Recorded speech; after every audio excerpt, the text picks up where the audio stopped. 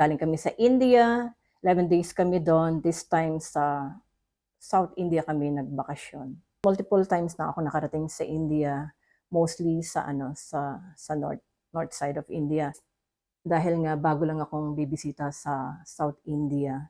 Sa airport pa lang pagbaba ko ng eroplano, naku 360 degree na agad yung aking mata. Siyempre bago sa paningin mo at, gusto mong makita, ma-experience doon.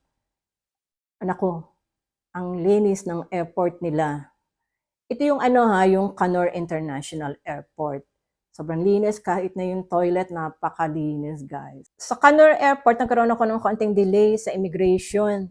Yun lang medyo nagkaroon ng documentation na sobrang haba ng kanilang pagtatanong at pagche-check ng mga papel ko paulit-ulit.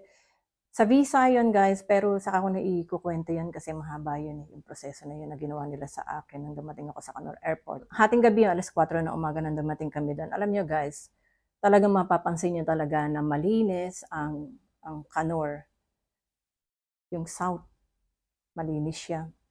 Although hindi ko naman narating ang buong South, pero yung unang experience ko ay sobrang nagustuhan ko. Full of greeneries, full of trees, full of flowers, napakaganda.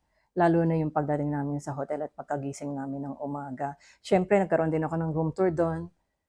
At nagustuhan ko guys, ang linis ng toilet, ang linis ng beddings nila, tapos yung room malinis, on time yung kanilang yung service, yung buffet nila. Overall, maganda talaga yung naging experience namin.